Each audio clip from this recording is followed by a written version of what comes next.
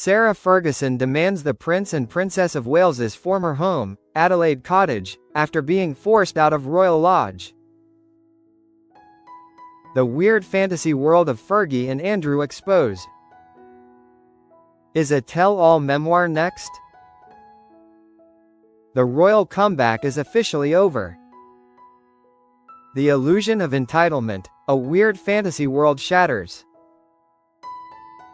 Sarah Ferguson is said to have made an outlandish, and entitled, request after being told that she and Andrew were being evicted from their shared home, Royal Lodge. The dramatic fall from grace of the former Duchess of York has reached a critical juncture, symbolized by the imminent loss of the 30-room Royal Lodge, a home that represented her continued, and expensive, connection to the royal family. Reality has now surely dawned on Sarah Ferguson regarding her dramatic fall from grace. Once known for her ability to bounce back from scandal, the former Duchess' reputation is in tatters through her association with Jeffrey Epstein, with the royal family finally cutting ties and public opinion at an all-time low. The emotional and reputational cost of her continued association with Prince Andrew and the Epstein scandal has become too great, leading to her effective exile from the inner workings of the monarchy. The psychological difficulty for both Andrew and Sarah in accepting their diminished status appears significant. One royal expert described both Sarah and ex-Andrew as living in a weird fantasy world when they were told to evict Royal Lodge, with Sarah said to have made an outlandish demand regarding a new home.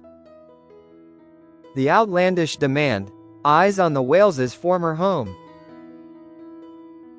The request Sarah allegedly put forward speaks volumes about her inability to cut her cloth to suit the money they have. According to reports, Fergie felt she deserved to be given another royal property, and had her eye on Adelaide Cottage, former home to the Prince and Princess of Wales. The audacity of targeting a property recently vacated by the future King and Queen consort, a key residence for the working royals, would have been met with swift and furious rejection at the highest level. But that request would have gone down like a lead balloon with King Charles, according to royal commentator Richard Fitzwilliams. Fitzwilliams was blunt about the lack of understanding demonstrated by the former couple. Speaking to the Daily Mail in October, he said, "If they think that having two homes, which the king I am sure won't agree to, is likely to solve things, they're still living in a rather weird fantasy world." The commentary highlights that the era of lavish royal perks for non-working members is unequivocally over, particularly for those in disgrace. I am surprised that Sarah Ferguson has managed these comebacks. There's no comeback now, she's in disgrace. There's no reason at all that she should have her own crown estate, home. This is an idea that Andrew has had to give up 30-room Royal Lodge. Well, let's have two. I don't see it working. If it was adopted, there'd be outrage. She's not been a working royal since 1996. The idea that she should get anything on the crown estate. It doesn't matter what she wants, she is getting out of touch with reality as he has so obviously been. The modest reality: exile to the granny flat. The stark reality of their new living arrangements is a painful contrast to their former lives of privilege.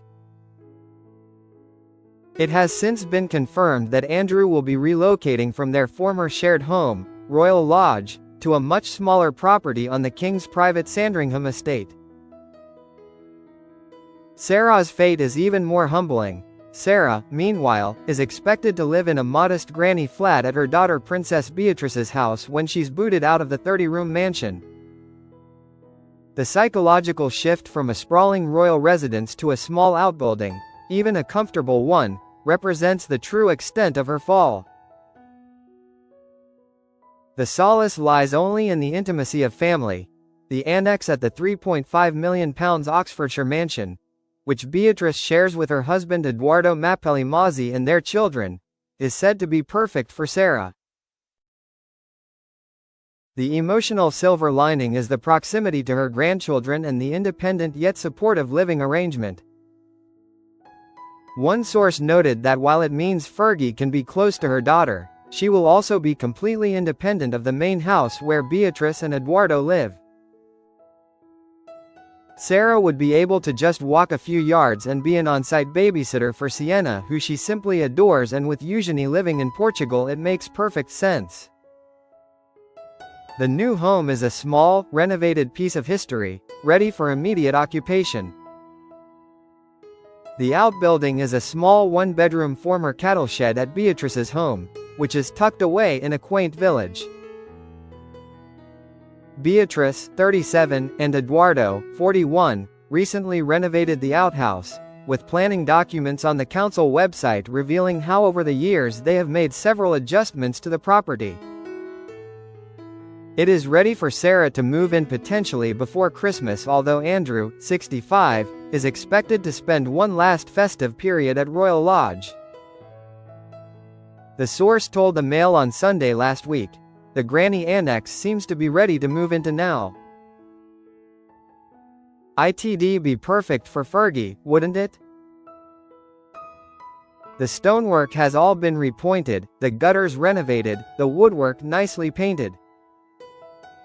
It has its own entrance. The Desperation Play, a spare-style memoir?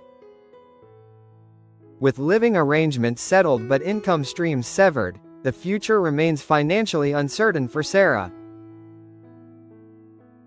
The specter of a tell-all memoir now looms as a desperate attempt to regain financial footing. Nevertheless, the future looks uncertain for Sarah. Sources have now claimed that the former Duchess of York is actively open to offers to pen a spare-style memoir or do a sit-down interview in which she discusses her royal trials and tribulations, in order to reinstate some kind of income.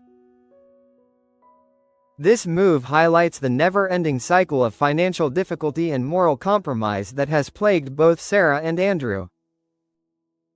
While even her future living arrangements are up in the air, many have started to wonder how far Fergie will go to claw back some kind of positive public presence, along with a hefty paycheck.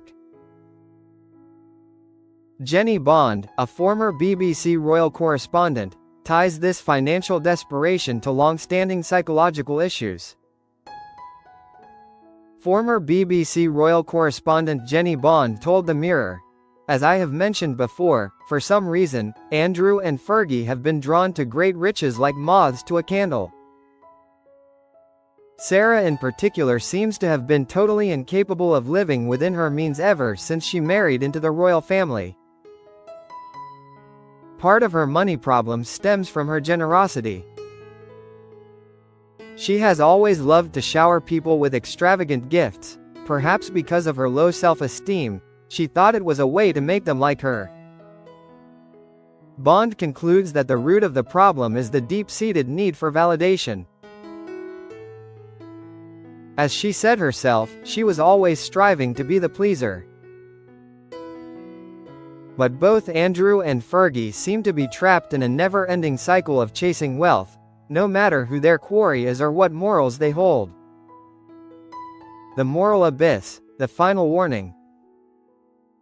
Bond offers a stark and final assessment of Sarah's path forward, emphasizing that the association with Epstein has created an insurmountable moral barrier. Now, in their 60s and both in deep disgrace, surely the time has come for them to cut their cloth to suit the money they have, and to live a quiet life without causing further embarrassment to themselves and to the family at large. The potential memoir or interview discussing the scandals would be an ethical disaster. But despite the potential lucrative offers, royal expert Jenny believes that while there is no telling what Sarah will do next. She added, she has written her side of the story before, and she has clawed her way back from the depths of humiliation and despair. This time, however, I cannot see a way back for her. The final moral judgment is harsh and absolute. Any friendship with a man as depraved as Epstein is repulsive. To continue that friendship after he was convicted of sex crimes is indefensible. To sell her side of the story and take money for talking about Epstein would be equally indefensible. If she has got any sense, and I am afraid that is up for debate, she will maintain a low profile and live her life quietly out of the public gaze. The decision now rests on whether Sarah can finally prioritize silence and dignity over the siren call of wealth and public attention.